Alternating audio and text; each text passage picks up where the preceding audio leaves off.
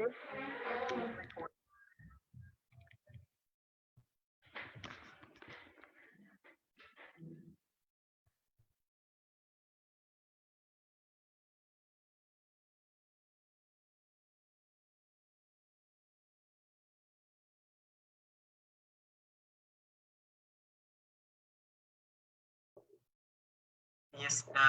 good morning, everyone.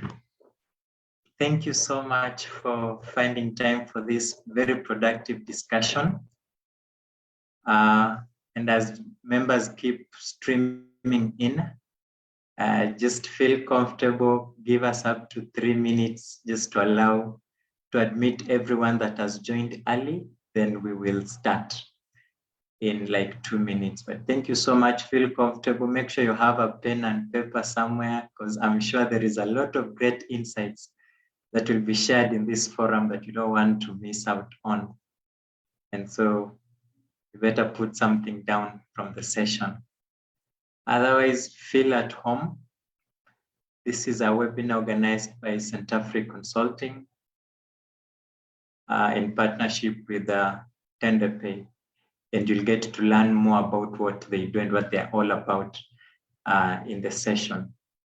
But right now, as people keep streaming in, I think it's in order if we can start. It's 3 minutes past. It's 3 minutes past 10. And I believe that it's a great morning wherever you are, wherever you're joining us from. I know we're able to share the details from, to everyone. And I understand we will have members from all over Africa or the world. If you're joining from Nairobi, it's 10 a.m. and it's a great morning here. It's a bit cold and sunny at the same time. It's weird, but we are happy that we are here for this session. So allow me, as more people keep streaming in, allow me to briefly introduce the topic. And I'm sure when you signed up, you saw the poster. The topic was digitizing business processes for sustainable growth. So you may wonder why is this conversation important, especially at this time? So I know if you've been keen enough, you must have noted a number of things that are happening, especially in the corporate spaces. If you're from the banking sector, I know banks are really biting their nails trying to befriend fintech startups, because financial technology is the new thing, and so they're still wondering how do we go about competing with these startups, the fintech startups and all that. So that's something you must have noted if you're in the banking sector. If you're in the retail sector, the supermarkets and stuff, you must have noted that the retailers are really scrambling to get into e-commerce.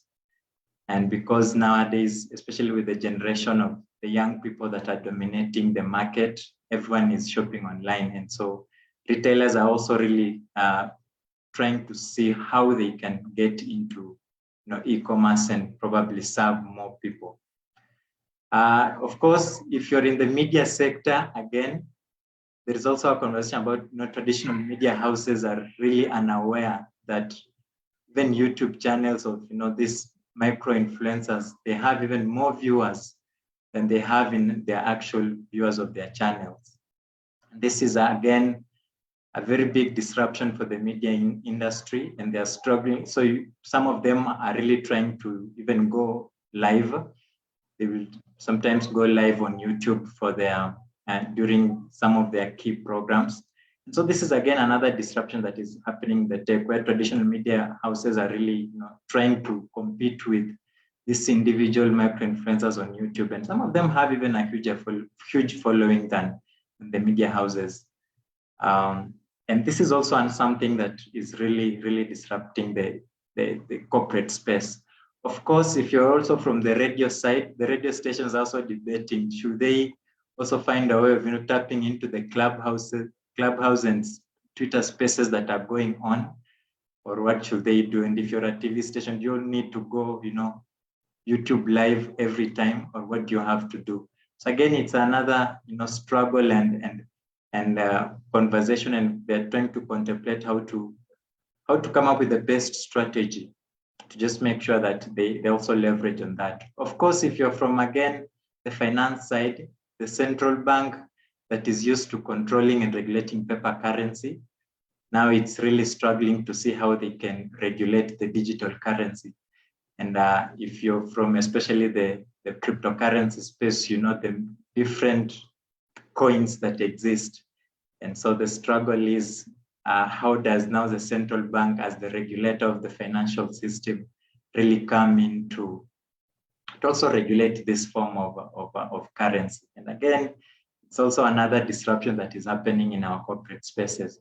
Of course, if you're from the business side, you're probably a business leader or a founder. Of course, there is this whole new conversation about remote working. So maybe if you're a business leader, you're wondering, should you adopt permanent working from home or remote working or hybrid working, and how does it really come about? How will you be able to maneuver the two and balance at the same time? It's also another conversation that is really disrupting the space.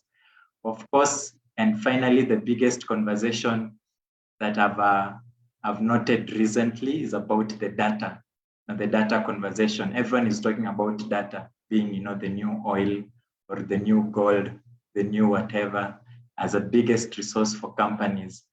And of course, again, now you're here as a leader, you're wondering, how do you really make this a reality for your organization or for your business?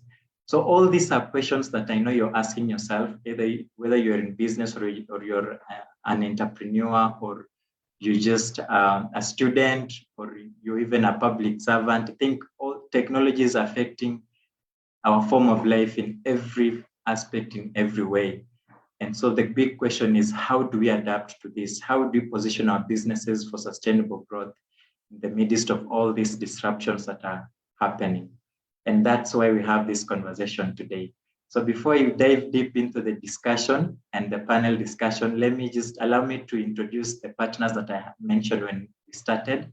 So we have our two partners that, you know, put this together, and we really appreciate them for that. So we have Centafrique Consulting, and we also have Tende Pay that are enabled this webinar to be here, and also just create a platform for you to unlock value from. And so I'll give them each about 5 minutes before we get into the discussion for them just to tell us what they do. It will be important so that when you leave the session, at least you know who to reach out to in case you have any further questions, and what exactly you can get from them as well. And so allow me to start with Tende Pay. And so the representative from Tende Pay, that should be Charles. Charles, if you're on the call, yes, I can see you. I'm asking you to unmute. Okay. Yes, good morning, Charles. Morning, everyone. Yes, I believe we can hear you. Do you have your presentation ready, or should I share from my side? You can share from my side. Okay. Yeah. Yes, so I'll be sharing. But again, I want to welcome you all. Please make use of the chat platform in case you have any feedback, any questions. This will be a panel discussion, so you can be sure your questions will be answered as we go along. So we use the chat platform to post your questions. Of course, we also have those that are following us on Facebook Live. You are part of us, and we have someone checking on that side, just making sure that in case you have any questions or any issues, we'll be able to address. So also feel free to post your questions on that Facebook Live side, and we should be able to address them in the 1 hour that we have. So yes, I think the Tende Pay presentation should be up. And Charles, if you can see the presentation, please take it away. It's not come up yet, just a minute. Okay, I'll give it a few seconds.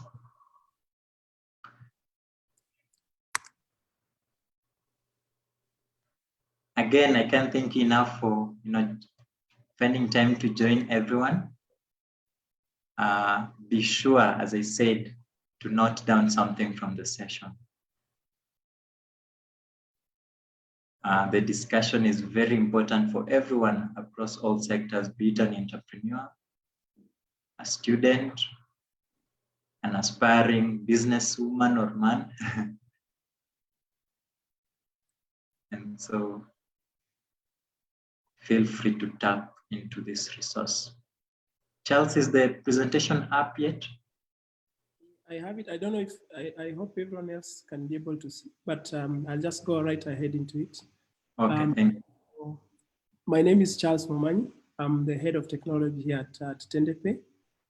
So at Tende Pay, what we do is we provide solutions for businesses, basically to enable you have a 360-degree view of all your operations and the payments that you do. Some of the businesses that are using our solution, I don't know if you can be able to see, the people who are in the energy industry. We have the likes of Lake Oil, we have Kyoto School, we have Peninsula. So it cuts across all the businesses. Some of these, as you can see them, we have flower farms here, we have hospital, we also have schools. So basically, they're the ones who are using Tende, but it cuts across the industry. And the problem that we try to solve at Tende Pay is to give you more charge over what happens in your businesses. We do that by providing real-time visibility on the income that you receive and also on the payments that you make. At the moment, what we realize is businesses do not have access to all their accounts, be it bank accounts or pay bills or tills, all of this consolidated in a single view. So because of that, it becomes very easy, very difficult for them to track everything that is happening on their businesses in real time. As a result of that, we get some of them mixing their business expenses as well as personal, because some of them use M-Pesa. But besides that, we also have high costs of transaction when they're making payments out. And what tended... Hello? Yeah, so the solution that we give you as Tende is to be able to give you visibility of all your accounts and pay bill, all on a single dashboard. And this you can access both on mobile and web. So on mobile, you can access this through an application that is on Android or also iOS. What you're able to do once you have access, you can be able to manage all your petty cash from the platform. You can make payments, you can do automated reconciliation. And when you're doing the payments, the charges are the cheapest that you'll find in the market. So to access the solution, you go to tendepay.com and you'll be able to sign up. But also you can go to the Play stores and search for Tende Pay and be able to start managing your business more efficiently. Yeah, I guess in a nutshell, that's what we do at Tende Pay. Thanks.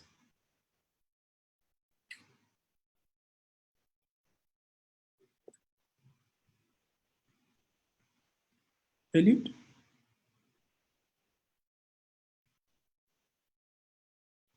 Oh, sorry, I think.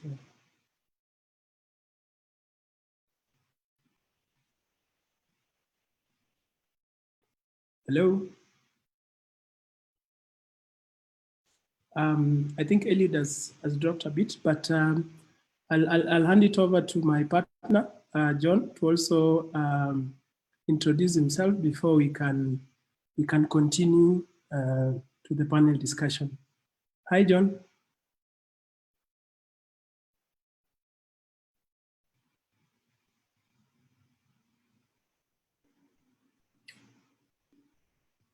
You can unmute.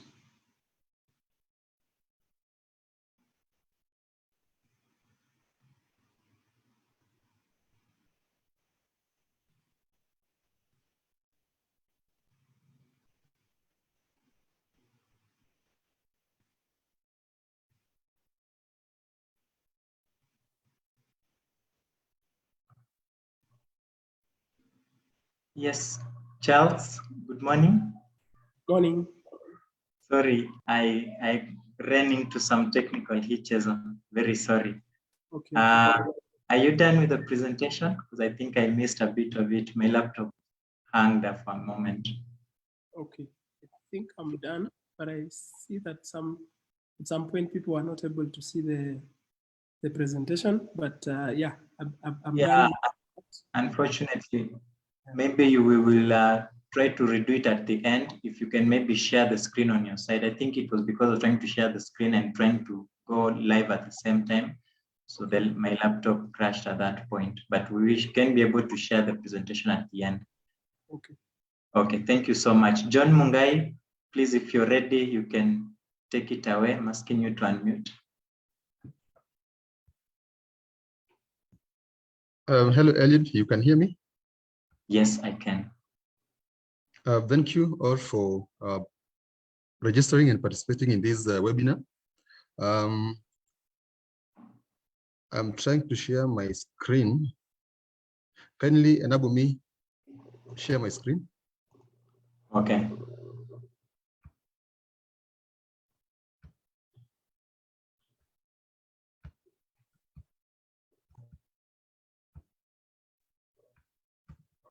I hope everyone can see the screen. Yes, we can. Go on. Thank you once again. My name is John Mungai. I'm the managing partner at Centafrique Consulting. Centafrique Consulting is an upcoming Pan-African consulting firm whose sole mandate is support organizations drive, create value, and remain sustainable. We breathe in 3 words: to inspire, to create, and to grow. As I said, we are regional. We have contact offices that we'll show you later on. We do our consultant services anchored on professionalism, innovativeness, and thorough understanding of each client. We use an experienced team whom we shall present later on. And we believe that our clients' transformation is our success. So we believe that when we are working with you, when you fail, we fail. When you succeed, we succeed also. And what do we try to address as a consultancy firm? From research, we have seen that over 70% of SMEs and startups in Kenya fail within their first 3 years of operation, mainly due to poor planning, a lack of access to funding, inefficient use of available capital, a lack of markets, a lack of focus, that is diversifying too much without specializing, lack of mentorship and networking, and focusing too much on hardwares and focusing less on software. That is the advisory and non-tangible assets of the business, and many other things. So what do we do? We try to address the problem by providing solutions that are innovative and based on a 360 evaluation of our clients, customizing our solutions to make them affordable and customer focused. And we also ensure that we train and retool our clients to achieve sustainability in the best way possible. So as I said earlier, our primary objective is to ensure that we help our clients thrive and create value and remain sustainable. We provide customized and cutting-edge solutions to ensure that our clients utilize their resources efficiently and effectively.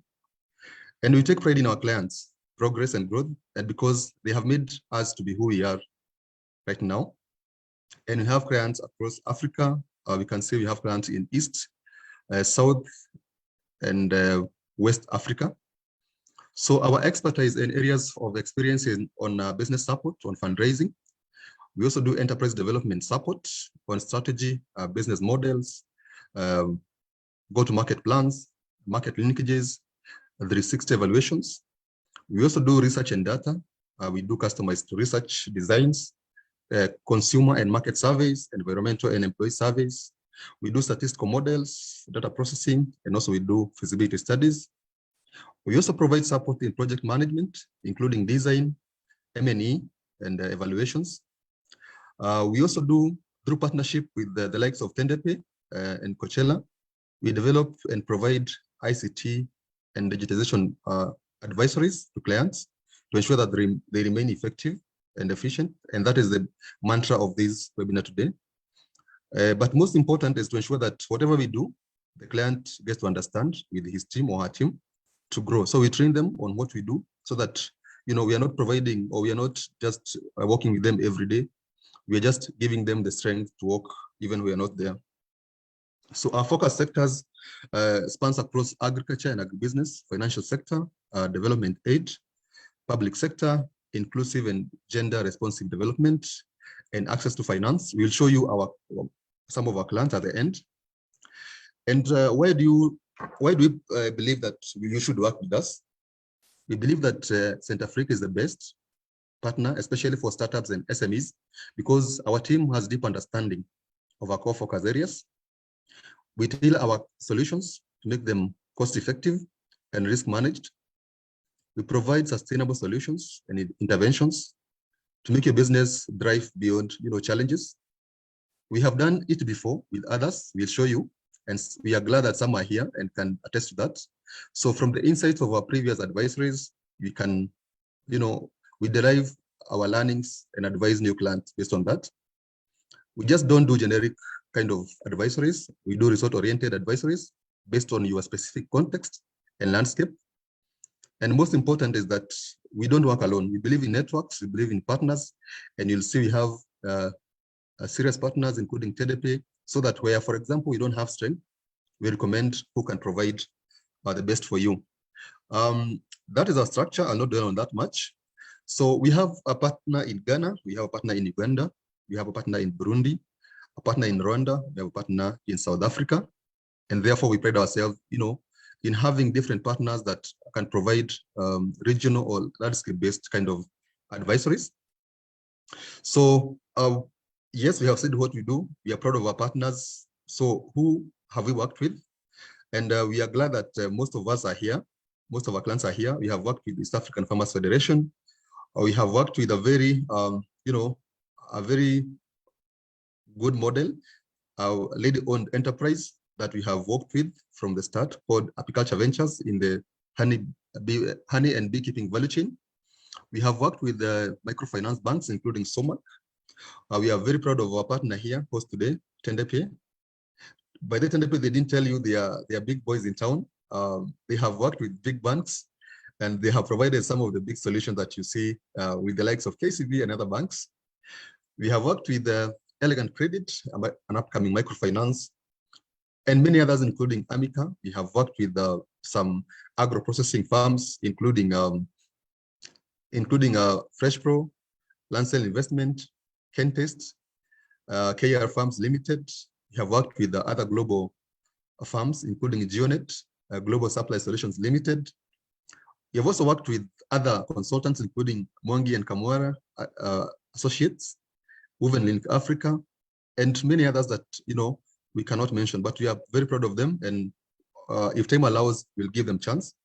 So where can you find us? You can find us at our office, Park Place Business Center, 2nd floor, Parkland 2nd Avenue, just before you branch off to Kakan Hospital. Our address is there. Our phone numbers are there. You can also find us on Facebook, on LinkedIn, on Instagram, and on Twitter. So thank you very much, Elliot. Over to you. Thank you. Yes, thank you, John. You can now stop sharing. And yeah, what John maybe didn't stress on is the fact that we do believe in collaboration and partnerships, and we are big on that. So if you see even, and I know Tende Pay will get probably 5 minutes at the end to also just share the big boys that John Mungai was talking about, just share the presentation, see the kind of clients they've been working with. This is all this all shows the possibility that we can actually, collaborate and bring together, business systems together with other partners and actually deliver on our promises to our clients. So specifically, thank you so much, John, for that, and Charles. Now that having done those brief presentations about the partners that we have, that gives us time to get into the main discussion of the session today. And as I had introduced before, our discussion will be anchored around digitizing business processes for sustainable growth. And allow me now to introduce our panelists. So we have two panelists today, and I'm sure you've gotten a chance to hear their voices, but let me briefly introduce them first. So our first panelist from Tende Pay is Charles Momanyi. Charles is an experienced leader with a demonstrated history, having worked in the digital financial services industry. He has great skills in product development, software development, strategic planning, and managing product and software teams. Let me welcome Charles. Karibu sana. You're on mute.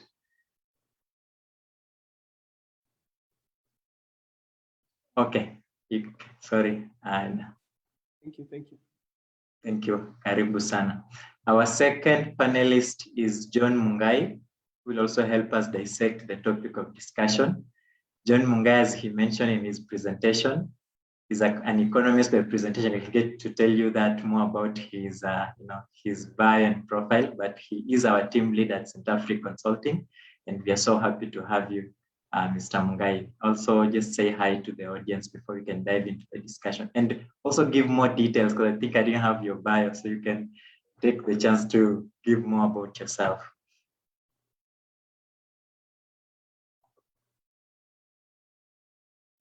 Thank you, Eliud. My name is John Mungai. I'm the team leader at Centafrique.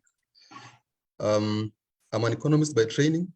My other focus is I'm a trained business support advisor or consultant. I have worked on several business advisory projects across different sectors in Kenya. My focus has been on strategy, business planning, commercializing businesses, fundraising, and access to markets. Beyond Centafrique, I'm also the Chief Strategy and Planning Officer at Agricultural Finance Corporation. This is a government-owned development finance institution that provides affordable finance for development of industries in Kenya. I have worked previously as an economist at the National Treasury. I've also lectured at Egerton University, and yeah, I'm proud to be here and to be part of this discussion. Thank you.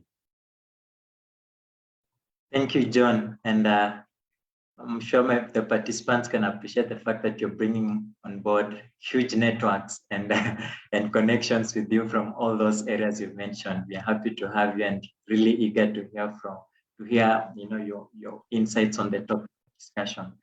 So yes, now it's time to get into the main discussion. Of course, as I said when we started, please feel free to participate in the discussion. Again, I've been able to mute everyone just to make sure that we have a seamless discussion, but you can use the chat platform to post any questions that you want to be directed to any of the panelists we have. You can definitely mention the panelist you want to respond, who you want to respond to your question. Then we'll be able to direct the question to the panelists at the Q&A session. So please feel free to participate. Also, if you're following us on Facebook Live, you of course drop a comment and we will be able to get it. And also any question, we'll also be able to get it to the panel so that you're answered. Of course, if you're not able to answer everything today, please forgive us, but you can definitely reach out to our panelists. They'll share their details at the end of the session so that we can continue the conversation even after this. So let's just get into the discussion. So yes, when I started, I introduced why this discussion is right, and it's the right time to have this discussion at this time because of the different disruptions that have been happening in the corporate sector, and that cuts across different industries. So just to start us off, let's focus a bit on technology and innovation and how it's related to financial inclusion. And of course, I know businesses specifically, access to finances is very important. And also just being able, after accessing the finance, how you're able to manage the finances to work for your business and enable that growth. That's also very key. So my first question is to Charles. So Charles, what is the role of technology and innovation in strengthening financial inclusion and business growth?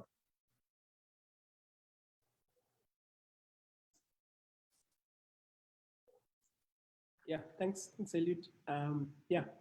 So technology has really done a lot in the the financial inclusion over the past decade. And maybe I can just go a bit deeper into what has actually changed over the past decade. So initially, you'll find not so many people would have access to financial services, particularly being able to access banks and microfinance institutions just to be able to access these services. The reason has always been access to internet and even having being able to afford mobile devices, which has always been a hindrance to to accessing the financial services. So what has significantly changed is that at the moment as we speak, we have above 98% of Kenyans over the age of 15 years. Now they have SIM cards. Aside from that, the coverage in terms of internet has really increased to about 65% across the country. And with this, we've also seen a reduction in the cost of mobile devices. So you have smartphones now being more affordable, and more people can be able to own these devices. Because of that, we've seen increase in solutions being provided, particularly those that are accessible via mobile devices. So with this, what have we seen? We've seen now banking solutions being able to be exposed to customers via mobile devices. So we have mobile banking, we have internet banking, and now because initially when you go to a bank branch to say you want a loan or you want some certain service, they can't be able to do that because they really can't tell who you are, and they've not known you for a period of time. But because of technology now, we see partnerships between like telcos and banks to be able to just offer that service to the population. And as a result now, you don't have to visit a physical branch of a bank or even a microfinance to be able to access these services. So you can simply access them at the touch of your mobile device wherever you are. So you'll find guys who are in the rural areas being left out, and the quality of their livelihood was for the longest period not as what we are seeing today. So with that now, you can be able to see access to mobile financial services is more accessible. You can get loans on your mobile device, and you can do way more. Other than that, you can be able to see even in terms of businesses. Now, even if you run a shop in the rural area, yeah, you don't have to leave your physical shop to go to town just to buy stock, yeah. Just by the access of services that you have on your mobile device, you can order whatever you want from wherever you are, and within minutes you can be able to get that service. Other than that, the financial inclusion is not limited only to individuals. We've seen this also in the business space. So you have even guys who are doing farming initially. So if you are doing, you're a farmer who does tea, or even you do milk, so you do your supplies, and you go and you go to the collection centers just to deliver your output. So what has been happening over the longest period of time is you record those on a diary, which is now used to pay you at the end of the week or at the end of the month. But with access to technology now, some of these things we are starting to see being done in a better way. So you have tools like Tende that enables you to record your stock, the sales, whatever is expected from the organization like KTDA or even the dairy. So at the end of the week or at the end of the month, they don't have to go and tally on a diary to say, this is the much you need to pay to Eliud. So at just the click of a button, they can be able to pay you instantly. And even now from your side, you can be able to see, this is the much I expect. You don't have to keep track of what you've supplied, and all that. And with that also, you can see now there is data that can be used to evaluate your affordability. So if I'm a microfinance institution or I'm a bank, using that information that has been stored, I can be able to tell this is the much I can give to you, and you'll be able to pay based on the supplies that you have done. Yeah, so those are some of the things that we've seen technology do in financial inclusion. Thank you so much, Charles. And indeed, you've just made it clear how when the penetration of mobile phones has really created a change, especially when it comes to access to finances to both individuals and businesses. And so, just sticking with that point of the penetration, and there are some very key statistics that you mentioned, like the fact that 98% of Kenyans are over the age of 15 actually own a SIM card, and that 65% of Kenyans have access to internet. Those are really good statistics. And also you mentioned that 52% of Kenyans actually have a smartphone. That means they can also be able to access all the digital platforms. And also that 94% of Kenyans use mobile money. So that's the M-Pesa and the Airtel money. And so those are really some key insights that we can pick. And maybe just sticking with that a bit, and this now goes to Mr. John Mungai. So with regards to businesses, so what business opportunities does the current high penetration of mobile devices and the internet bring to the business? So more so, especially with a focus to the green fields and the startups. What are those opportunities? Yes, John.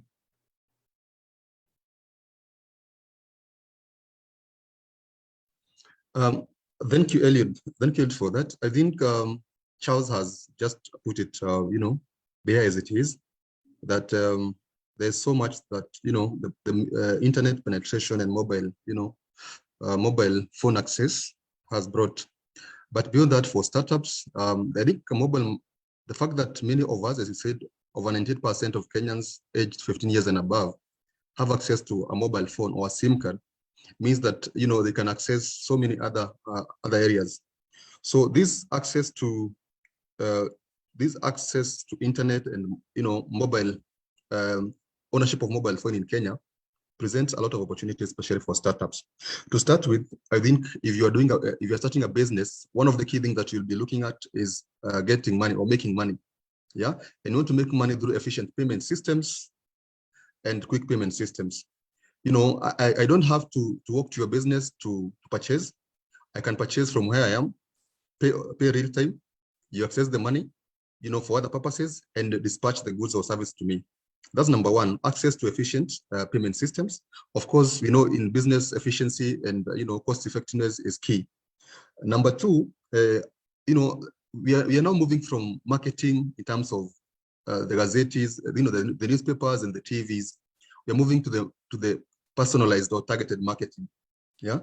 If, for example, you are targeting the youth, it means then you can use the youth-focused platforms. If almost every youth has access to mobile phone, then you can use even SMS-based marketing or sales. So it presents an opportunity for startups and and SMEs to customize their payments to specific clients and also to specific individual. Number three, access to internet has also, especially during and after COVID, has shown us that we don't need to be operating the brick and mortar kind of a business. Yeah. So the fact that we have a high level of internet access or penetration, a high level of mobile ownership, then it means we have a ready market for internet-based businesses. Yeah. So you don't have to go and set up, you can operate from your room, from your house, and do serious business. I mean, the likes of Amazon were founded that way. The other thing that my colleague Charles mentioned is that the fact that we have access to mobile phones, we have seen an evolution kind of situation, especially for access to finance. Even for the big banks, you don't have to walk to a branch. You can do your application for facility. You can open a bank account through mobile phones. Yeah. So the fact that we have high penetration of internet and high ownership of mobile phones has revolutionized the access to finance for individuals and startups. And you don't have, to go the old way that you have to go physically to a bank or to a financial provider to get access to your facility. That's also the fact that we have seen a revolution kind of approach in terms of use of data and internet. People are accessed real time or are assessed real time in terms of your credit score. And you can be told this is the money you can access as a business, as an individual, etc. I think the other thing that this high penetration of internet and the mobile phone has brought is, we can now do partnerships with like-minded organizations far much faster and easier. Yeah. We have done, for example, ourselves, we have done partnerships with guys who are, who are in South Africa. We have done deals, we have done, agreements. You don't have to be physically there because you can access these things through internet. So internet penetration, mobile phone ownership has brought, a lot of business opportunities. And more so after the disruption of COVID, we saw that, the business that we used to look at it in terms of physical businesses or in-person businesses has changed. Yeah, for sure. Thank you so much, John. And even there's a research that has just been done recently, and it really supports what you've just said. Because actually 84% of Kenyans, they reported that digital devices and this internet has actually made their lives better. So this also just supports what we are talking about, that if you're able to access this internet and digital systems and digital devices, then definitely your life and that of your business can definitely be better. And so just moving on, and now I know that most of the participants here, are probably startup owners or budding entrepreneurs or aspiring entrepreneurs.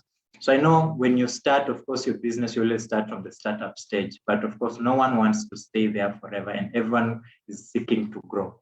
So this question goes to Charles. So how can businesses seeking growth, and I know every business is seeking growth, how can these businesses make use of company data and just data in general to achieve this growth? So how can data place businesses and set them up for growth?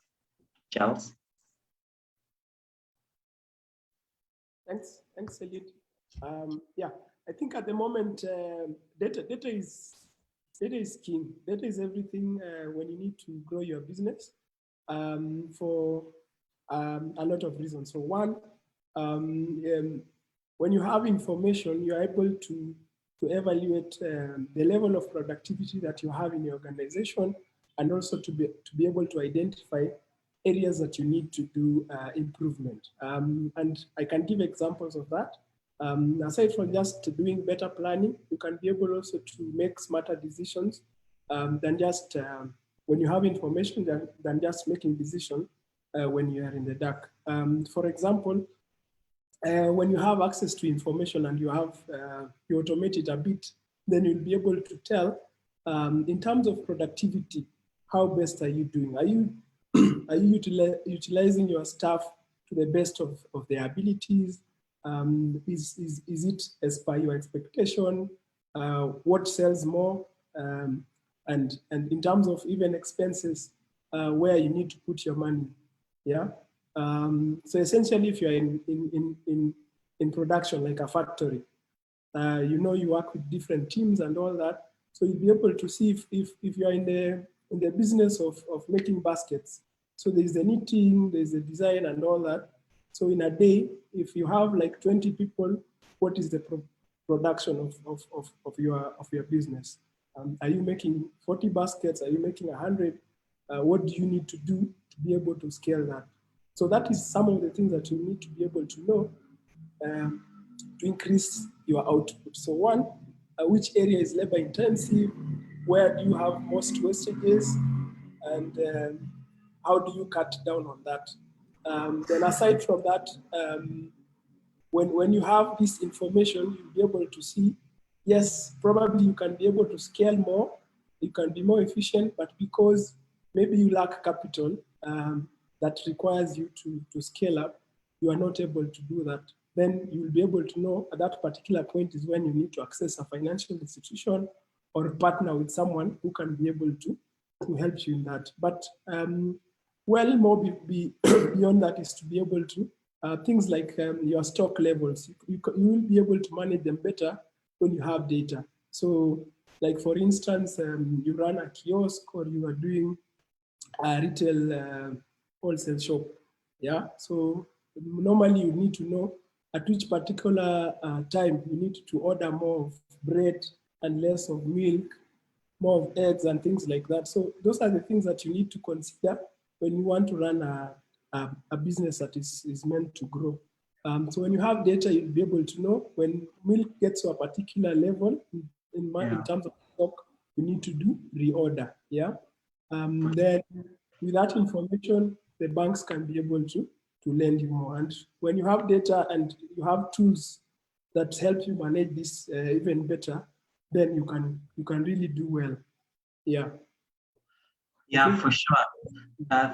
Thank you. No, thank you, Charles. And I agree with you because there's this whole conversation about the need to make data-driven decisions. I've just explained in details what that means, and also, of course, from the fact that even just being able to do this, frequent surveys, even from your own internal employees, also just making sure that the decisions you're making are actually not out of just feelings or opinions. This actually has a backing. That's very important. So thank you so much, Charles, for that.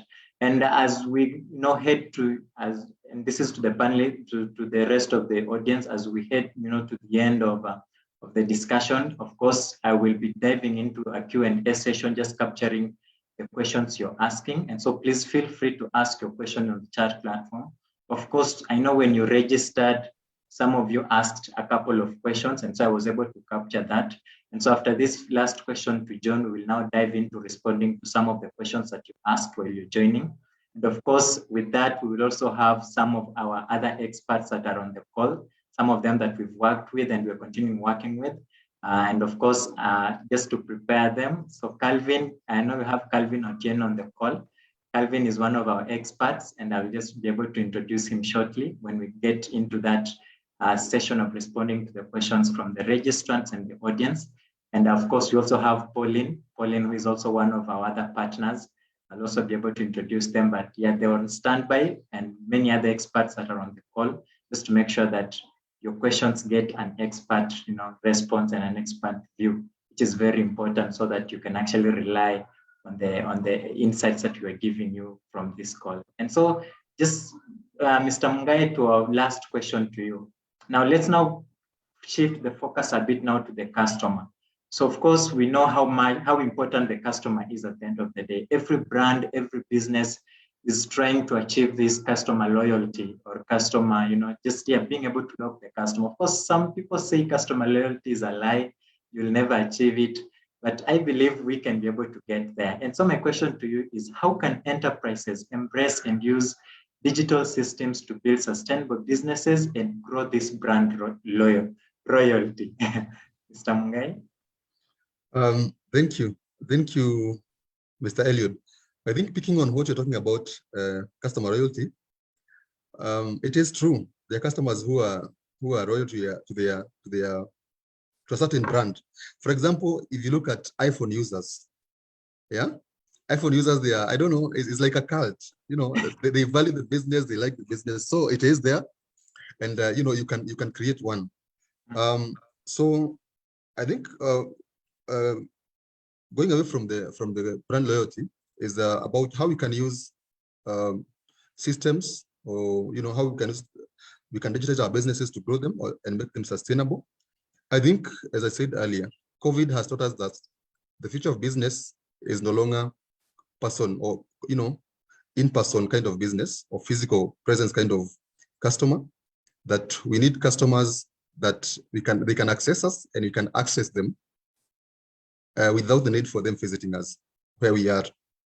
So by creating systems that can enable your client access you and you access your clients, you are creating a customer base that will be loyal to you. Customer want efficiency, timeliness in delivery of services and goods. Number two, there's no business that can grow, as Nani said, as Charles said, without proper documentations and processes. Yeah, so you can, for example, people are no longer doing the manual kind of recording for sales in businesses. We have systems that can record sales, can reconcile sales, and can do for you like financials, profit and loss accounts at the end of the day. Yeah. So by using digital systems or using systems that have been automated, you can be able to digitize your documentation and make your business, much more easier. There's no business that will go to a bank without records, without financial statement to access financing.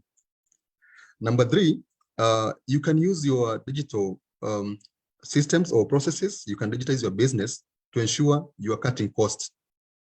Like we have seen, for example, in during COVID, is that people were laid off, but businesses that were able to adopt, by cutting costs, were those businesses that adopted kind of a digital approach in sales, in marketing, in delivering their goods and services. The other thing is that there's a study that was done in the EU by a firm in Singapore that say that by digitizing your business, the value on average increases by at least 18%. Yeah. So digitizing your business increases its value by at least 18%. So it might sound funny that by digitizing your business, you are increasing your value, but if you can access, if you can document, if you can deliver easier, it makes, it means that you are selling more, you have more clients, then your business value goes up. The other thing that, for those businesses that remain competitiveness are the businesses that adopted kind of digital approach in their models. Look at any sector, be it in the banking sector, be it in the like the meeting sector, like the platform we are using. For those businesses that remain very competitive are the businesses that adopted a kind of digital approach. Yeah, and I think COVID taught us that going forward, the future is will be digital. Whatever area, you want to eat from your house, Eliud, you just go to your phone, you order a meal, the meal comes to you. Yeah. If there's a competitor of that restaurant who is still waiting for you to visit him, I think he or she will exit in due course. The other thing that we can use digital platforms for is understanding our customer behaviors. As Charles said, data over time can build, behavior patterns that can enable you customize your products, customize your services to better address your customer needs. And what else are you doing in business if you're not addressing your customer needs and customers are not bringing business to you? So I think just to capture it, in terms of digital systems, it doesn't have to be so complicated. I think we have seen from Tende Pay some efficient and simple systems, for example, that can digitize and make your payment efficient and cost effective. We have seen that you can use digital platforms like Twitter to ensure you engage your clients. You can be on social media sites to make sure that your clients are updated on your new product or services or what you are doing. We have data analytics, people like Eliud who can help you understand your clients better by using your data, to predict customer behaviors. We can also automate other processes, including documentation. Like Eliud, you will admit that from the clients that we have worked with, those who we have worked with in a quicker manner, for example, in funding, has been those clients who have their documents in a neat cabinet somewhere in the cloud that they just share with you, then you can share with the partner. Yeah. Unlike the other who have physical documents that you have to photocopy and scan and do all those things. So there's a lot of, there's a broad kind of perspective that you can use to digitize your business and make your process more effective. But most important is that from what we learned, the future is digital. We have no choice. What we're doing here, if it was in 2019, we would be having a physical meeting. We are not. We're having an e-meeting with somebody who is in Ghana, another person in South Africa, another person in Nairobi. Yeah. And also, I think the most important also for people in your personal branding, be it in your career or in your personal business, in personal branding also, you have to automate and go digital. Yeah. The personal branding nowadays, you have to be on social media platforms. You have to be seen, in all those platforms. So this cuts across both businesses and individuals. And going forward, we are not going back to the digital, to the physical or in-person kind of businesses.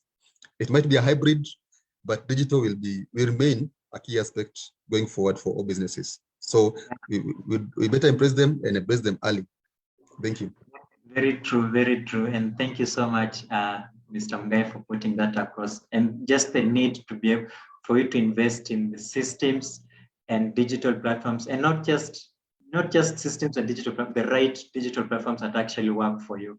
And as Mr. Mgai has just explained, it actually doesn't just make your work easier, it also makes even the customer accessing your services more conveniently, and makes their work, of course, also accessing your services way easier. And that's how, as he said, you're able now to lock your customers, because customers are just customers. At the end of the day, they only come to you because you're able to service them either faster or easier, or just making their life way easier than as easy as possible. So if you can be able to put them online and let them access your services from the comfort of their bed, they'll definitely stay with you. And of course, so it's just need for you to make use of those digital platforms. Thank you, Mr. Mgai, for that. And of course, those are all the questions I had for the panel discussion. But again, our participants and our registrants were very active with very many questions that they had and they needed answers for. And of course, that's now the session we're getting into. Just sharing some of those questions, especially from the registrants that I was able to capture. Of course, before I do that, let me just introduce our expert, Calvin, sorry. It's Calvin Otieno.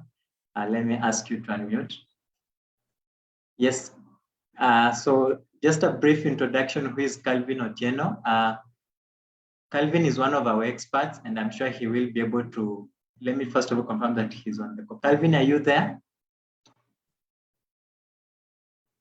Calvin Otieno, if you can hear me, please unmute. Yes, we can't hear you. I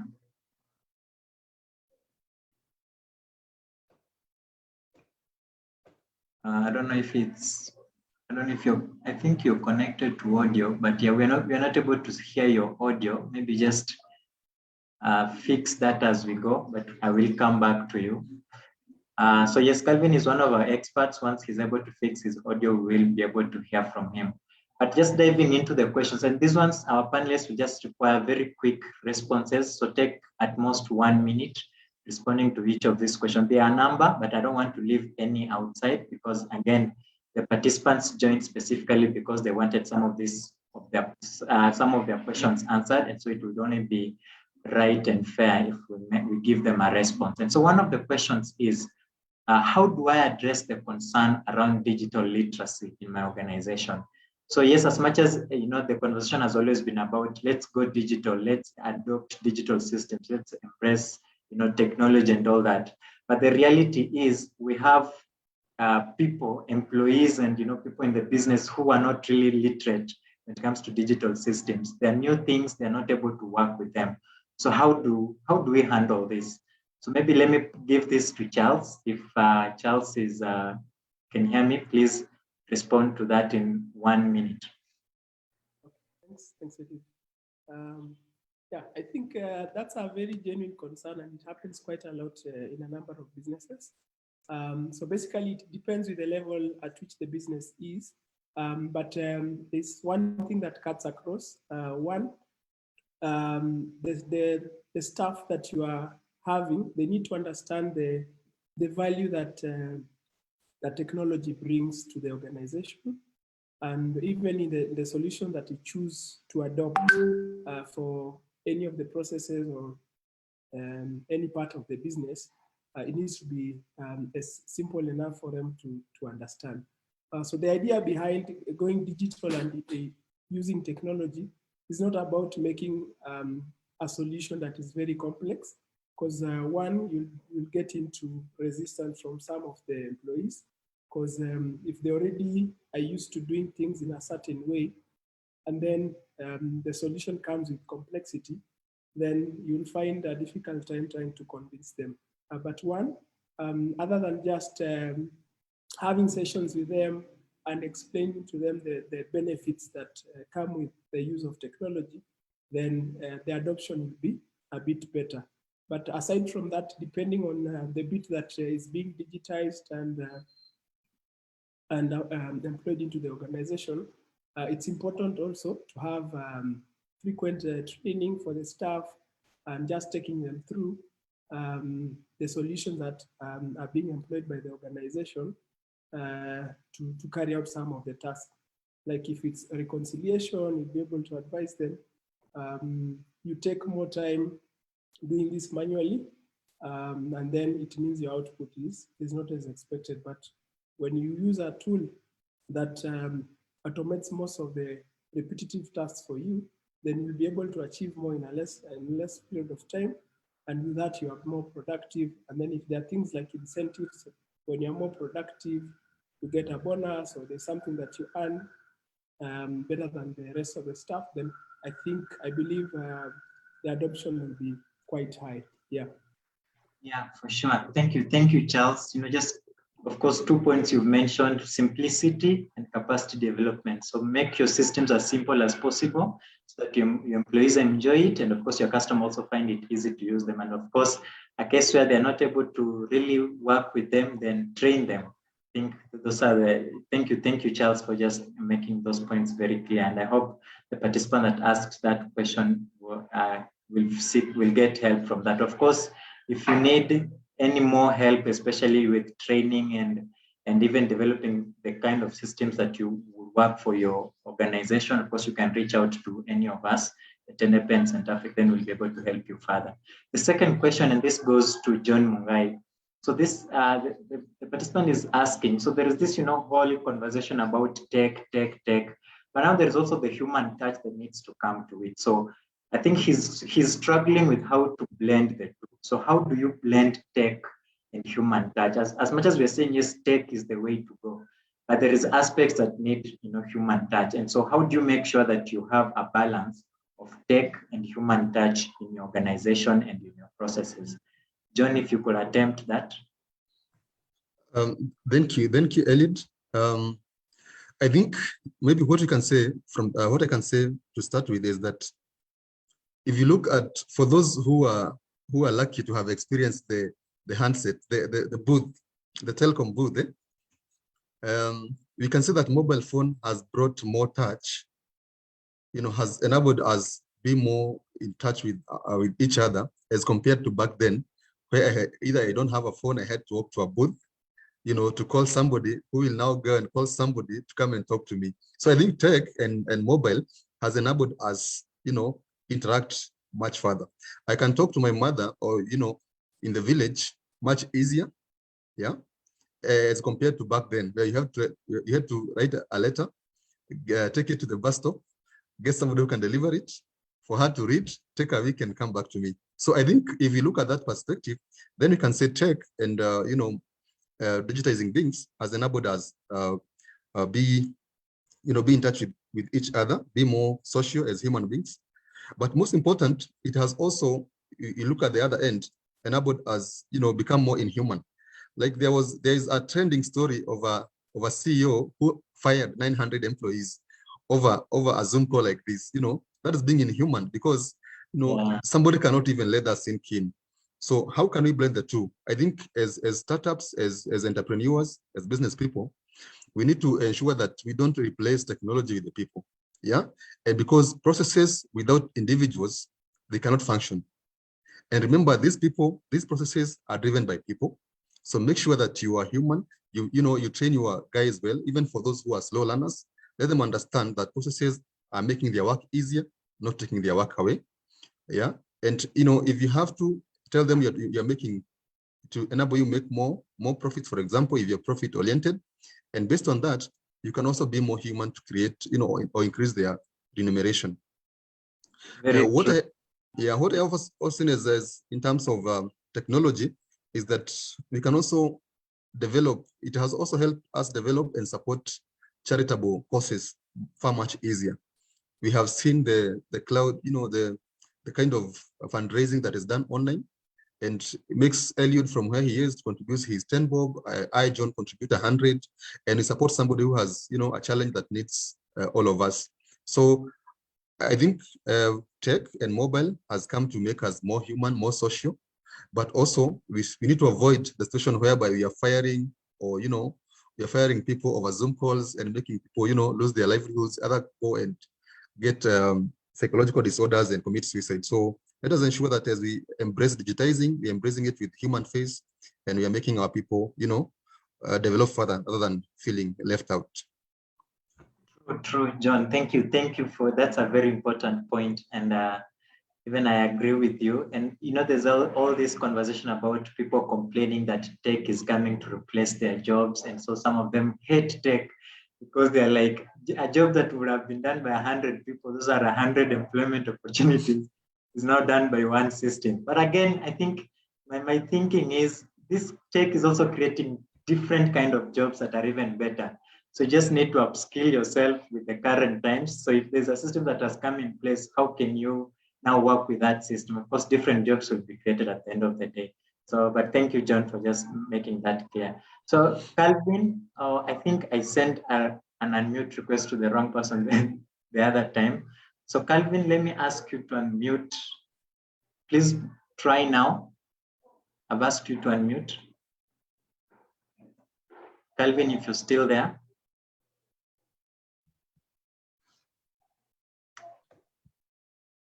Okay. Yes.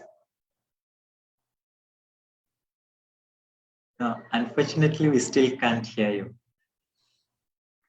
Yeah, sorry. I know the frustration, but I can see your mic is connected. I just don't know why we can't hear you. I have no idea, but or Mungai, can you hear him? Maybe it's my side. Yeah, no, we can't, unfortunately.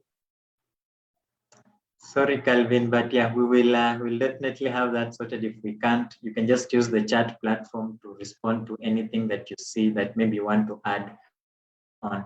So yes, there are more questions. Of course, let me get one from the current chat platform before we go back to the ones for the registrants. So there is Victor Wambani who asks, the issue around big data and why, so this is to Charles, Charles, try to find the easiest way to respond to this. It's a long one though. The issue around big data and why businesses should leverage on it. What strategies do you think startups or small businesses can use in managing and utilizing their data better for growth? And which data are we looking at necessary to mine from clients for decision making without coming out as breaching privacy policies? Okay, I think I get his question. So the issue on big data, just comment on big data and its value. And also when it comes to collecting data from customers and all that. So businesses are just collecting data left, right, and center without really caring whether you are consented to that or not. And so how do you also make sure as an organization there is that you're not breaching the privacy of your clients or any of the participants of the data that you're collecting? So quickly, if you can respond to that, Charles. Yeah, thanks, Philip. Yeah, so I think to answer Victor, yeah, as I mentioned earlier, data is very key to business growth, particularly at this age.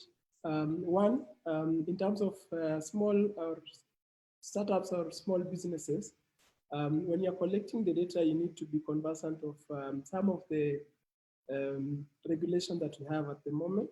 We recently have a bill passed that is about data privacy. It's the data protection bill. So whenever you collect data from your clients, you need, if it's through a solution, maybe mobile or web, you need them to accent to the usage of such data. What are you going to do with that data? Are you going to share it with any third party and all that? So they need first to accept. I've been seeing cases where you go to a restaurant or to a retail shop, you pay via M-Pesa and then you start getting alerts from them. So such practices are not, will be penalized in the near future when you start doing that. So we need to be very careful about that. But also when you are collecting information, depending on the size of your startup or business, it's good to structure such information. You need to be able to capture the customers that you are having businesses with, what the activity is with your solution, or what if it's purchases. And if better enough, if you can be able to use tools like what we have at Tende, because you can be able to access it easily via web or mobile. It does all of this for you. You'll be able to keep track of the stock levels. When you are paying your staff, you'll be able to see who you are paying, if it's permanent employees or casuals. So at the end of the day, you'll be able to know in terms of expenditure, how much are you spending on payroll? In terms of stock, how much are you doing every day? What product consumes most of the stock, and all that. And then if you see the request coming from your clients is well beyond what you have, then you'll be able to make smart decisions in knowing this is the time to scale up. And if you don't have sufficient capital, then it tells you it's now the right time to seek for credit solutions from banks or you partner with someone. So yeah, data is really key. And when you're mining, it depends what decision you want to do, and particularly to be able to see trends and in your business, even if it's in terms of stocking and what, you should not have things that are not moving. You can stock something that takes 6 months to go, yet the cost of such an item could have bought other things that are in high demand from your customers. Yeah, thanks. Yes, thank you, Charles. And yeah, just as Charles said, please, businesses, mine only the data you need. Don't mine everything and just store it. Only get what you need and make use of it. So thank you. And then, as I mentioned, of course, we have experts in our call and many other experts. So I've seen there's a question that was asked by Cynthia: how can I check my credit score online? And I think she was able to get a response from one of the participants. Thank you so much for the experts that are overworking on the call. I really appreciate that. Of course, we have more questions, but before that, so we had another expert by the name Pauline. Pauline, if you're on the call, I'm not sure if you were able to join, but Pauline Kamwara, Mr. John, I don't know if he's on the call, if she's on the call. Okay, I don't think she was able to join, but that's fine. If she joins, we will be able to also give her some of the questions. So the other question, and quickly, another person asks, the hardest part of digital transformation in my business is not technology, but people. How do I inspire my employees to embrace digital transformation? Okay, I believe this question was answered very accurately by Charles, so I may not need to revisit that again. So quickly to the next one, and this is now to Mr. John Mungai. So as businesses recover from COVID-19 pandemic, every business leader is concerned about the future of work. So what role will tech and digitalization play in the future of work? So I think this also was asked, was again, where now the different modalities of working when it comes to the future, how tech will now make sure that, we are working still efficiently using even in the future of work, even if the pandemic was to continue or were to hit by another disruption like the pandemic. So I think this one also answered very well. I don't know if, unless you, Mr. Mungai, you want to add something on it. You do want to add? Okay, fine. Yeah, I think I had said that the future of work will be digital to a higher percentage. Some are saying it will be hybrid. Yes, but digital will be part of it. For example, look even at the government.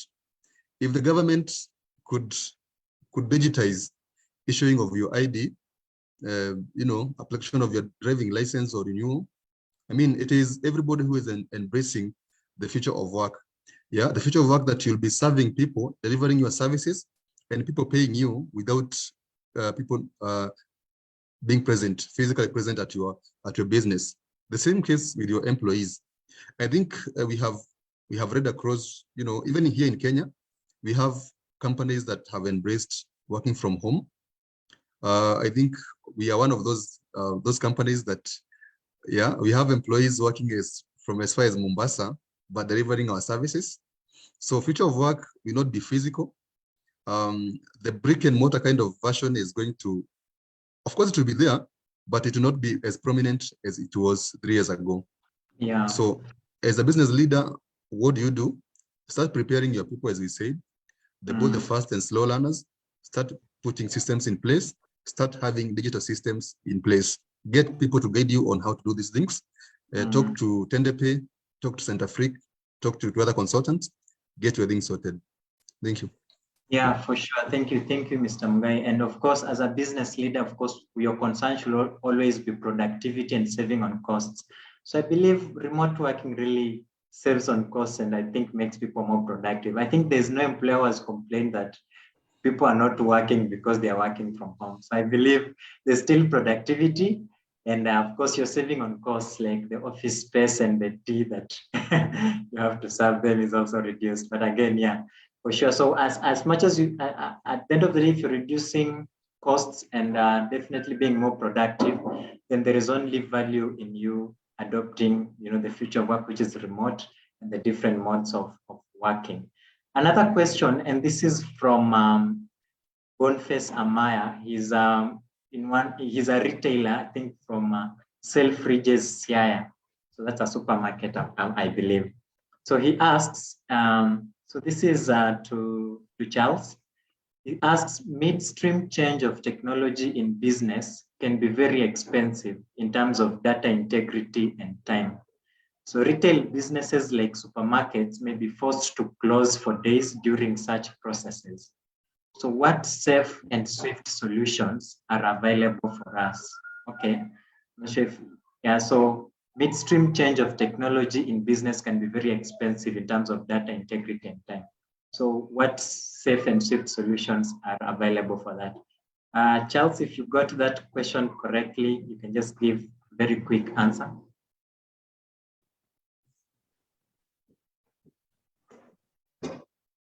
Thanks, Eli. Yeah, I think at any particular point in business, when we are doing the transformation to digital, there needs to be a bit of planning. So normally, from experience, what I've seen people do is first to identify areas that you want to digitize. So depending on the size of the organization, the shift to digital may be at different stages. So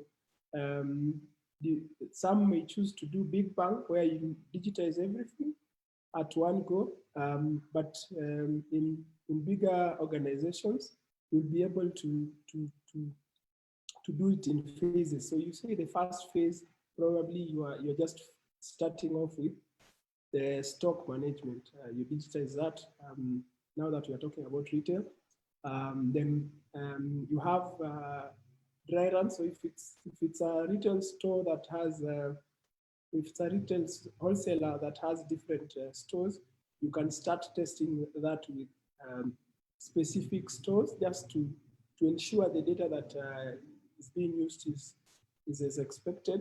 So there's no breakages and you have smooth operations. Now, when it works perfectly in one or the stores that you have chosen, then you decide on a date where probably the stores are not having high traffic, and you could see even the likes of M-Pesa or even the big banks, whenever they are making these changes, they don't do them in the course of the day when customers are transacting. So you choose a time when, and the fact that you'll be working with a technology partner like Tende Pay, these things will not be the headache of the retail store, because we normally have plans and we share this across with the client and on how we are going to do that with the least disruption to the business operations. Yeah. Thank you. Yeah, sure. Thank you so much, Charles, for that response. The very last question that I can see from the registrants is, and this goes to Mr. Mungai. So I'll combine the two so that I think we have two last ones, but I can just combine them. So you can just mention something on each as we close. The first one is, which are the best digital marketing options? Which are the best digital marketing options available to reach the widest audience. So so this is from Juliet Chepkosgei. So she's asking which are some of the tools, marketing tools that is and options she can use to reach a wider audience. Then the other one is, what are some of the global services that involve business processes that are hindered by the COVID-19 certificates? This is from Kevin Miner. So he's asking the question around, there's this introduction of COVID-19 certificates where if you're moving from one country to another, you must have the COVID vaccination certificate. So does that hinder businesses in any way? So those are the two final questions. So Mr. Mugai, if you can just quickly add a response to them, then we will close it there. Thank you. Thank you, Eliud.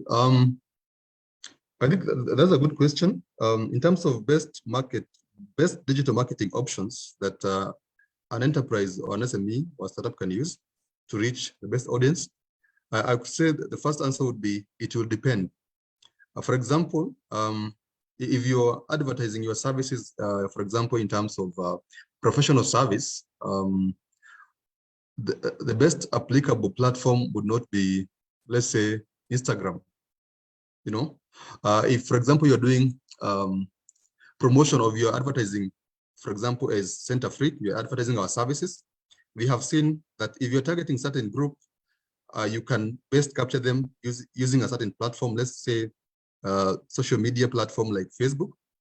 And if you're targeting another group, you can reach them through LinkedIn. So I'll say the best kind of targeted marketing digitally will depend on the kind of client that you're targeting. For example, if you are trying to sell something on end of year party, the crossover party, the best platform will not be on LinkedIn, where people are serious, doing professional kind of networking. It would be good that you do that on Twitter, you do that on Instagram, you do that on Facebook. So again, I would advise, if you're not an expert in marketing, get a guide, get a person to guide you on the best applicable kind of, or the best approach in terms of your digital marketing, depending on what the expert will advise you. Just don't go with emotion that I feel this one will sell or this one will reach people if I use Facebook. Yeah, get somebody who can guide you, who has experience in that, to guide you in terms of, having a strategy on your digital marketing. I think Eliud and his team has done this before. We have helped with 2 clients develop their marketing strategies, and specifically, digital marketing strategies, and we can say it has worked. So the answer would be, the best one would depend on your services, but most importantly, get someone to guide you to choose the best option and to structure your strategy. Yeah. The other one on interruption in terms of hindering services due to COVID-19 certificates, I think, as we have seen globally, the intercontinental, intercountry services, for example, if you're offering, let's say, air travel business, let's say KQ. I mean, if people that you're transporting are not COVID vaccinated, it means your businesses will be hindered, if I got the question right. So some businesses will be affected more, but most importantly, the trans-country or transnational, transcontinental businesses will be impacted more. The other thing will be things like these continental conferences, for example. I think we have seen even now, as you're going to, for example, the Dubai Expo, people are being asked to produce vaccination certificates. So I think most of those global businesses or global services will be interrupted. But the best thing with this thing is that I think in all countries around the world, the vaccination is free. And despite the conspiracy theories, I think it's good that you get vaccinated, because we have seen even the government telling us, I mean, going forward from this date, you may not be able to access some services. So get vaccinated if you haven't gotten one, because it not only be in Kenya. If you're doing a business that requires you to travel to another country, I think in the near future, you'll not be able to travel if you don't have the certificates. Sure. Thank you so much, John. And I agree with you. And thank you even to all our panelists. I think if there's anything I've picked from the session is the need for you to understand your customer, so that at the end of the day, the system that will work for you depends on the kind of person you're servicing. So if you want a digital a marketing strategy, how to reach them, the kind of platform will all be dictated by what kind of service you're doing and who you're trying to reach. And of course, also they stress the need for you to invest in the right systems, the systems that actually work for you. And you can sometimes only know the right system if you do also a bit of research on your side. Of course, again, involving a consultant will also be very important, so that you know that the decision you're making is not just based on an opinion or a feeling, but is actually based on an expert opinion or data. That is very important. And so I think Calvin says he has been able to fix his audio problems. So Calvin, if you're on the call, I think we are almost closing, but I would like you to just contribute something to the discussion. So Calvin, if you can unmute now.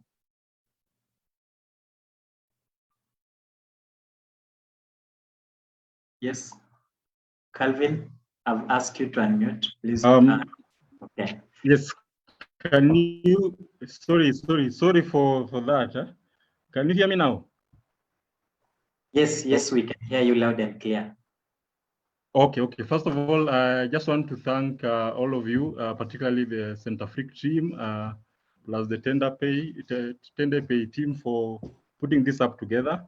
I had a presentation, possibly 2 or 3 slides. I don't know whether it will be appropriate perhaps to put it up. Yes, that's a short presentation. That's okay, in 3 minutes. Yes, you can share. I think I've allowed you to share. So just share your screen. And then there is someone, Harriet is asking, hi, will you share the recordings? Definitely. But even before you wait for the recording, actually you can access the whole event live on Facebook. So when the event is over, of course, the video will stay there on Facebook, on our Facebook page. So just go to Facebook, Centafrique Consulting, then you'll be able to get the whole event video that will be there on our Facebook page.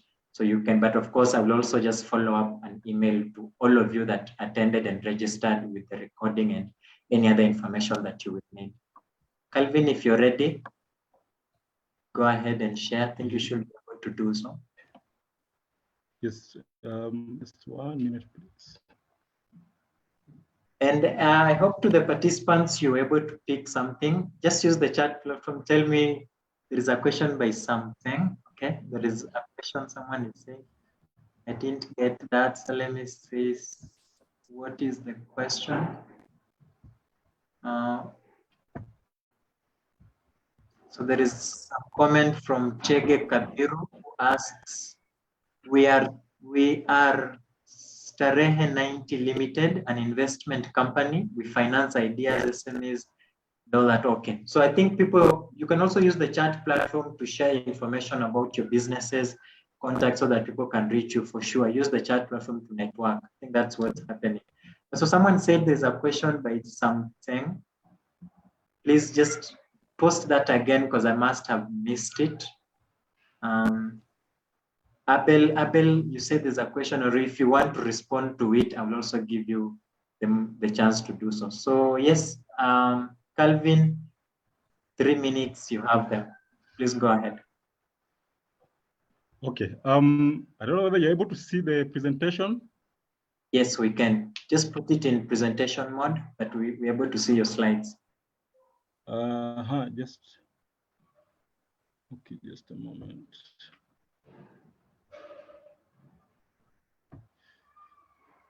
Okay, I took a slightly different angle when this. Sorry, Calvin. We are not seeing your presentation now.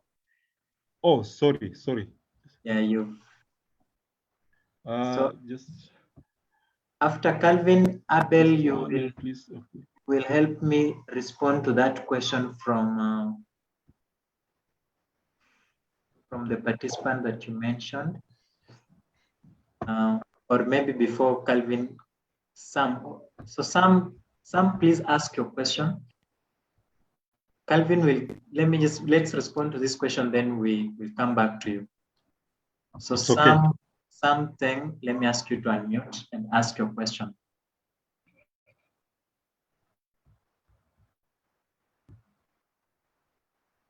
Hello, can you hear me? Yes, go on. So my question is, how can the problem of cyber security?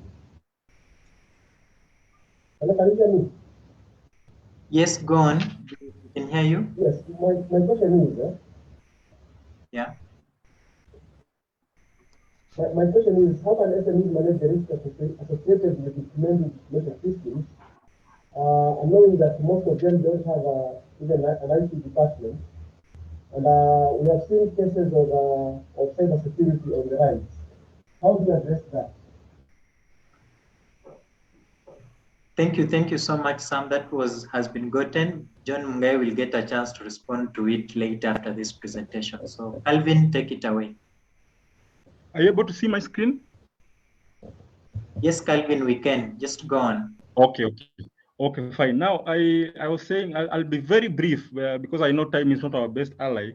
I took a little bit of a slight overview of this topic, particularly because I have a strong feeling that one of the factors that is often overlooked by SMEs is the question of risk management.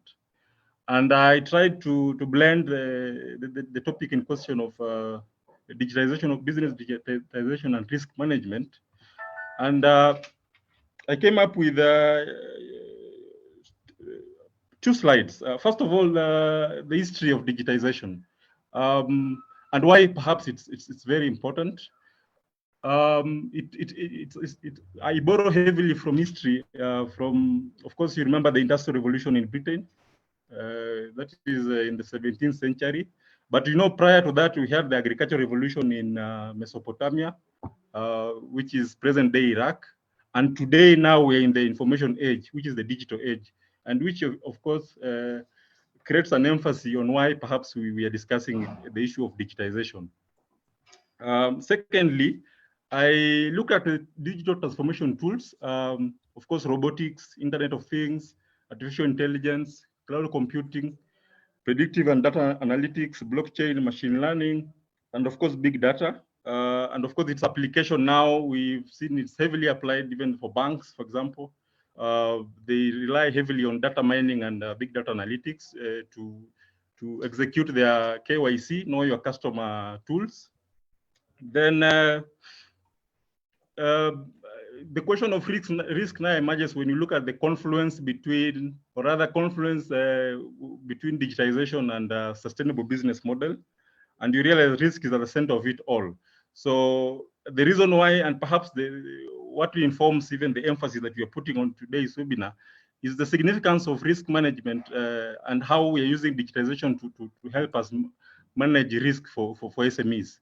So of course, help us to manage vulnerabilities, frauds, data breaches, cybersecurity. And we are, like I said, it's applied heavily with commercial banks.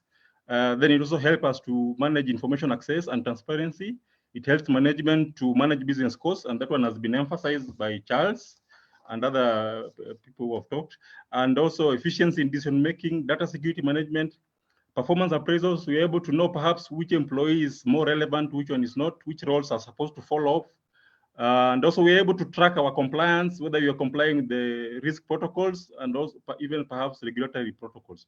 Then other aspects of occupational health and safety, digitalization is applied heavily in managing that. Aspects of business continuity plans. Then finally, it's a book recommendation. It's a book by Daniel Pink. The book is called A Whole New Mind and Why the Right Brainers Will Rule the Future. Daniel Pink argues that the future of digitization is based on human imagination, or rather creativity beyond human imagination.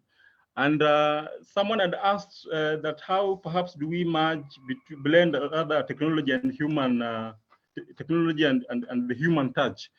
And Daniel Pink argues that he makes a case for empathy as an essential leadership tool in information age. So even as we apply digitization, empathy and human values are the center of it all. And I think that more or less makes a case for why perhaps, one, we need to embrace digitization, and two, we need to emphasize that we need to maintain human values and empathy when in the execution of digitization. I think that's all I had. Thank you so much, Calvin. You can now stop sharing your screen, and yeah, thank you. And also, Charles, I know we didn't get a chance at the beginning to see your slides. So I don't know if you're ready. You can just also, in 1 minute, I know you had already ran through the content, but it will be important for people to actually see, especially the partners, what you've worked on, and also the visuals. So I don't know if you're ready to share your screen. You can also take it away. Thanks. Just give me a moment. Okay. And yes, guys, now we're slowly coming to the end of the session. I personally have gained a lot, and I know you have too. I know there are other questions you have, or now there's something that has just awakened in you, and you feel like there's something you want to do, reach out to one of us and continue the conversation. You can definitely do that. I will, the participants, the panelists will share their contacts with you and also follow up with their contacts on your email so that you can reach out to any of them and make sure that you unlock value for your business at the end of the day. Yes, Charles, we can see your presentation. Please go on. Yeah, thank you. I'll quickly brush through it because I think we had done quite a bit of it at the beginning. But yeah, so Tende Pay is a business solution that is accessible both on mobile and web. And the idea behind it is just to enable businesses at whatever stage, whether it's a startup, a micro or SME, or even large corporates, to be able to have visibility, 360-degree visibility over the operations of their businesses, and also to keep track of payments and expenditure. So these are some of the clients that currently use our platform. Just one sec. So we have Hako Industries, they are using it. We have Kikwetu. Kikwetu is a flower farm. We also have Everest and Sibado. Sibado, they do stationary services.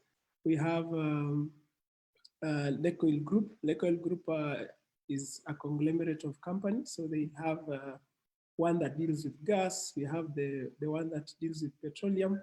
So they are using it basically to keep tabs with their petty cash, and just to be able to see how much they are doing in terms of transactions and value.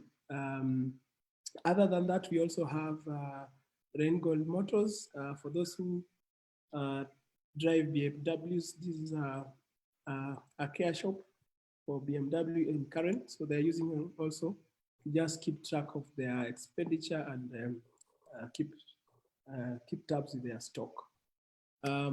So what Tende Pay does is just to be able to give you more control over your business. So you have real-time visibility of all your accounts, and this includes bank accounts and pay bills and also tills. So on all money that you receive, you're able to see them in one dashboard. But also when you're making payments out, so it enables you to have more control. So we know for some of these businesses, the owners are not, they don't spend all their time at the business premise. So you'll have a manager or someone who just looks after day-to-day running of the business. So there will be times when they need to make payments and you're not available to just authorize that. So because of that reality, we've had cases where there has been proliferation of funds. So funds are not used for their intended purposes just because of the lack of visibility. So with the use of Tende Pay, you'll be able to just see if the guy wants to make payments, they will initiate. And then you, from where you sit, you can be able just to scan through it and approve. So you make the payments approvals on the go. Aside from that, just enables you to keep tabs with the stock, how you are doing as a business, movements in and out, and also in terms of your expenses. So you'll have such business like we have a distributor that is using Tende to make payments to their casuals every week. So like on every Saturday they make payments. So initially they were cash intensive. So where you have people, they need to line up, then you have a catalog of the guys who have been working during the week, then they are paid in cash. So as a result of that, we have that business was losing up to they were doing they do 1.5 every weekend, 1.5 million. But out of that, about 400,000 was just going to pay ghost workers, because you're not able to tell who indeed is a genuine employee and who is not. But from the use of Tende over the past 6 months, every week they save up to 400,000, because now they tabulate in the system who's working there. Every day they come to work, it's also monitored from the platform, and so you only paid for the days that you worked. Yeah. So these are some of the features that I've just spoken about. So you'll be able to view all your accounts, money that is coming in, keep record of stock, and just make payments out. And then the fact that all this information is stored for your business at that particular point that you need. So if you need to get funding from a financial institution, you're able to get statements on how your business is doing, and against that you can be able to get a facility. Yeah, so I think in a nutshell, so you can be able to access the same on tendepay.com, but also on the mobile stores, you can be able to just search Tende Pay and you'll be able to download and start taking charge of your business. Yeah, thanks. Thank you, Charles. Thank you, Charles. And I can see one of the participants, Cheg, also attesting to the fact that Tende Pay platform actually works. He says, I can attest to Tende Pay. I collect rent, refund deposits, and pay utilities with it. Starehe 90 Limited. I think he's from that company. That's really good feedback. Thank you, Cheg, and keep using it. And to everyone else, of course, if you want to manage your payments, make your work easier, just use the, reach out to the Tende Pay team, or download their platform as they had said, and register and make use of it. It's value for you, and definitely it will be able to transform you. That's the first step to being digital. That's all we had for today. Thank you so much, everyone, for being, staying around for, the almost 1.5 hours that we've been having the discussion. Of course, this is a continuous discussion. We can't really exhaust everything at the moment, but we've done our part. We've shared the insights. We've been able also to expose you to some of the opportunities that exist in the digital space. My hope is that at the end of the day, you will unlock value from it, and you will be able to grow your business as we grow together. So as we close, I'll give each of the panelists 1 minute for their parting shots, and then we will close there. So let me start with John Mungai. Thank you, Eliud. I would like to share our contacts for those who have asked whether or how they can contact us. I hope everyone can see our contacts. You can screenshot, you can record.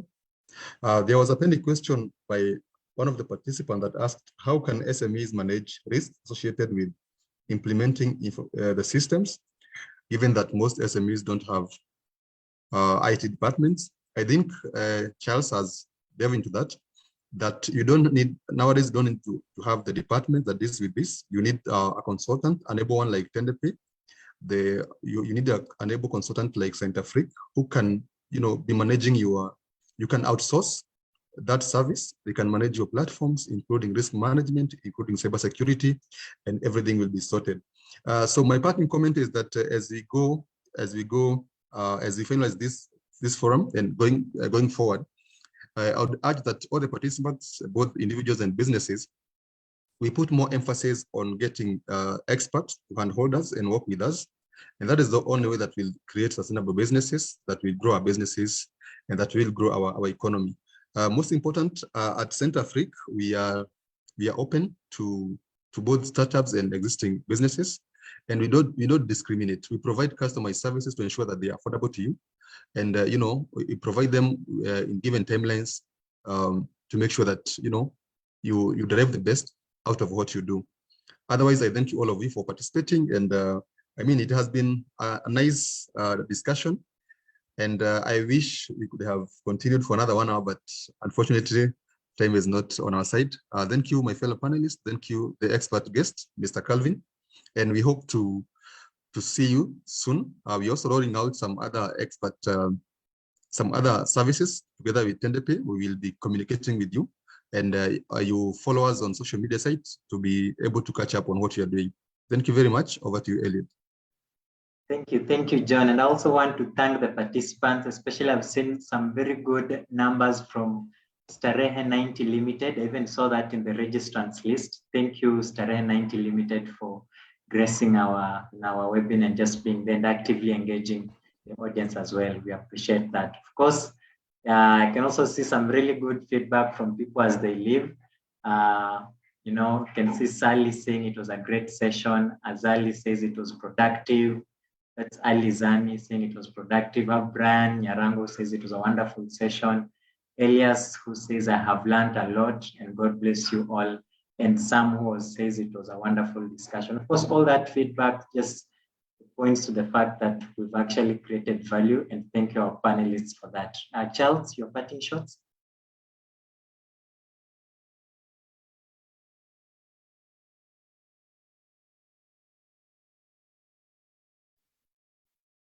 Thanks, Eliud. And thanks again for creating an enabling environment to have this webinar. From us at Tende Pay, we are very grateful to be part of this. And as I just highlighted, we are your partner when it comes to solutions, digital solutions around the financial sector. Our solution as it is still a work in progress. So you guys are already using it. But if you have special needs, we are always able to customize it for your need. And we are your technology growth partner. So you can always reach us by going to our website, and we'll be able to take it up from there. Thank you very much. Thank you so much, Charles, and so thank you for your great insights that you've shared in the session. I can also see a very good feedback from David Dungu, who says, let's do it again. And I agree with him. We need to do this again, John. So I think David's from the Realtors Expo from Nanyuki. Thank you so much, David, for also joining and even sharing our post. I saw that. We really appreciate that, and we will definitely do it again. And for other businesses that are on the forum, of course, we are always open to partnerships. So you can reach out to us. We can arrange another webinar like this, or do another assignment together, or create more value together for businesses. So we're always open to that, and we thank you for joining us. So as we close, I want us to take one photo as we close. So please, if you're able to be on video, I'll share this photo with you so that you can share on your social media platforms, then also give feedback on what you were able to learn from the session. So I'm asking everyone to be on video. If you can be on video, that is. If your background is good enough, or if you don't feel So let me have, please, everyone on video where possible. Even if you're using a phone, I'm taking a screenshot, then I'll share with you so that you share on social media and tag us, and also share some of the insights that you learned from the session. So it will be good for you to have your face and name. And so I'm taking in 3, 2, 1. Yes, another one. Smile for the camera. Smile. Okay, nice. Thank you so much. I'll share that together with other information for you. But Asante Sana. Okay, there's one person was just joined, but anyway, you've missed. Paul, next time we'll do another one. So thank you so much, Abel, and your team for just making this possible. The Centafrique team, Asante Sana, and all our participants, and those who shared the poster and the link, we also appreciate you. We will do this again, and until next time, it's goodbye from us. Now, Now you can unmute and say bye as you leave. So let me allow all of you to unmute to see at least sauti zenu. So allow participants to unmute as they leave. Yes. And now I'll end the recording.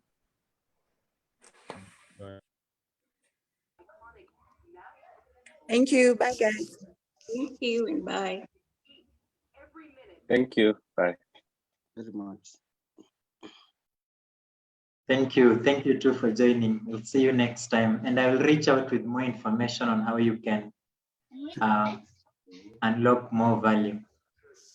Yes, thank you, David. I can see you. Asante Thank you, sana. David.